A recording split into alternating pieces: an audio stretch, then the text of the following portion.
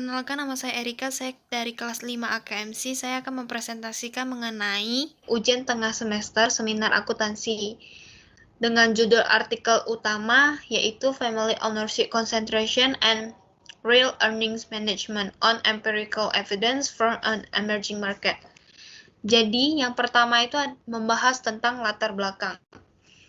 Manajemen laba atau earnings management selalu dipandang negatif karena manajemen laba menampilkan informasi keuangan bukan keadaan yang sebenarnya. Hal ini terjadi karena hubungan antara manajemen, pemegang saham, dan pihak-pihak yang berkepentingan dengan tingkat kepentingan saling bertabrakan. Kemudian, manajemen menginginkan bonus yang tinggi dengan meningkatkan laba perusahaan, sementara para pemegang saham berusaha untuk menurunkan labanya dengan tujuan ingin menarik sahamnya kembali. Pihak-pihak yang berkepentingan bisa saja berhubungan dengan keluarga, seperti direkturnya keluarga atau enggak bagi operasional keluarga atau keuangannya merupakan keluarga. Kemudian, tindakan manajemen laba dapat dibagi menjadi dua pendekatan, yaitu Real Earnings Management dan Accrual Earnings Management. Kemudian yang kedua adalah membahas tentang urgensi penelitian. Jadi pada penelitian kali ini saya akan membahas mengenai kasus-kasus yang terjadi karena manajemen laba. Perkembangan asuransi di Indonesia menunjukkan kemajuan yang cukup baik yang mendukung pembangunan nasional. Dengan adanya asuransi, masyarakat mendapatkan dukungan dalam bentuk perlindungan atas resiko-resiko yang dapat terjadi dan menimpa diri sewaktu-waktu, yang membuat pengguna asuransi semakin banyak, terutama saat sedang menjalankan usaha. Kasus yang diduga melakukan manipulasi laba yang dilakukan oleh PT Asuransi Jiwasraya Indonesia. PT Asuransi Jiwasraya Indonesia baru-baru ini sih dia punya kasus ditemukan bahwa adanya manipulasi pencatatan laporan keuangan atau window dressing pada penjualan produk GS Saving Plan ke saham yang berkualitas rendah serta pencatatan keuntungan yang semu selama bertahun-tahun. Badan Pemeriksaan Keuangan mengungkapkan dalam pemeriksaan ditemukan adanya kecurangan dalam menyampaikan laba atau manipulasi laba sebesar 360,3 miliar pada tahun 2006. Selain itu, ditemukan pada perusahaan ini tidak memiliki cadangan gaji operasional kantor dan tidak membayar invoice yang sudah jatuh tempo. Yang ketiga, membahas tentang dependent penelitian. Jadi, dependent penelitian pada penelitian ini adalah manajemen laba real. Manajemen laba real telah mendapat perhatian yang lumayan besar baru-baru ini karena bukti bahwa perusahaan mengalihkan praktik manajemen laba mereka dari manajemen laba akrual ke manajemen laba real. Manajemen laba real diukur dengan 3 cara, yaitu manipulasi penjualan, beban diskresionari, dan produksi berlebihan. Manipulasi penjualan yang dilakukan dapat berupa seperti pemberian diskon atau kredit agar penjualan lebih besar dengan tujuan mendapatkan laba yang baik.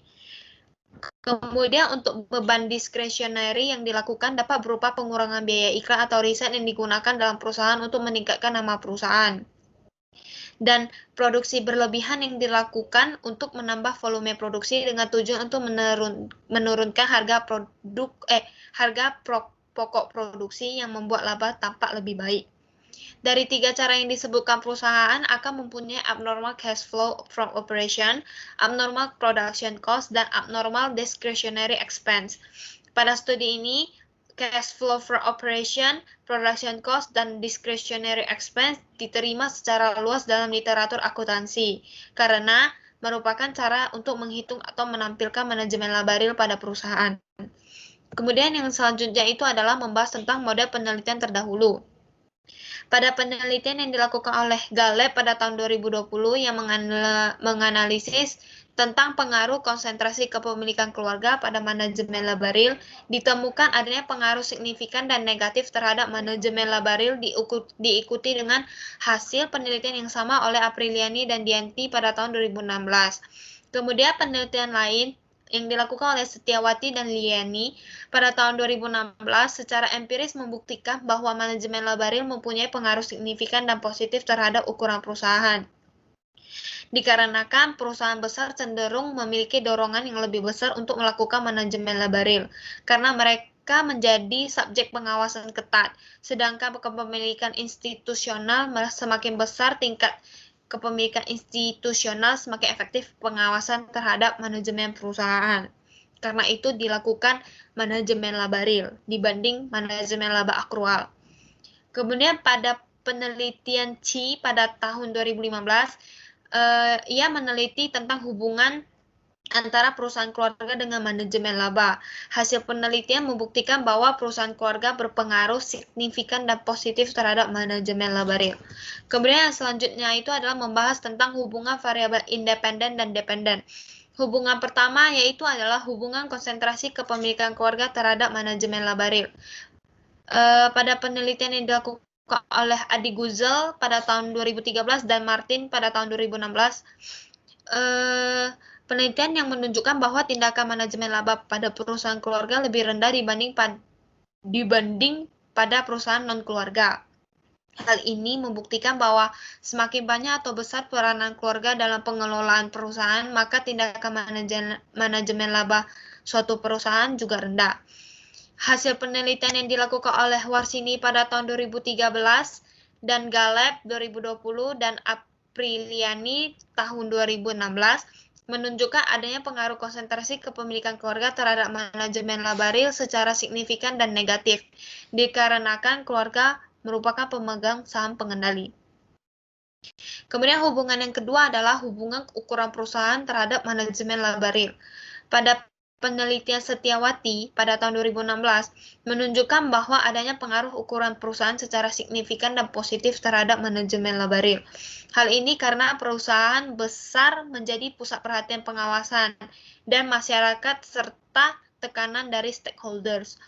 Penelitian ini sejalan dengan penelitian yang dilakukan oleh Mediawati dan Dayanti pada tahun 2016 bahwa adanya pengaruh signifikan dan positif dikarenakan ukuran perusahaan diduga mampu mempengaruhi pengelolaan laba perusahaan.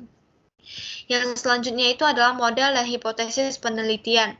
Bisa dilihat model penelitian pada penelitian ini variabel independennya itu adalah konsentrasi kepemilikan keluarga sama ukuran perusahaan. Kemudian variabel dependennya itu adalah manajemen laba real.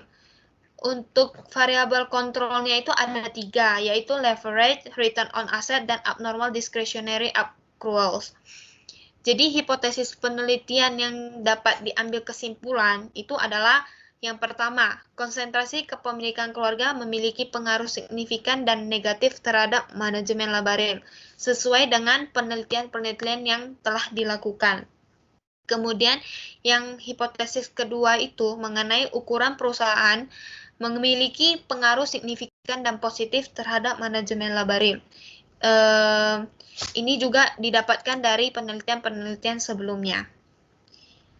Karena adanya hasil signifikan dan positif. Kemudian sekian presentasi dari saya. Jika ada kesalahan mohon maaf. Terima kasih.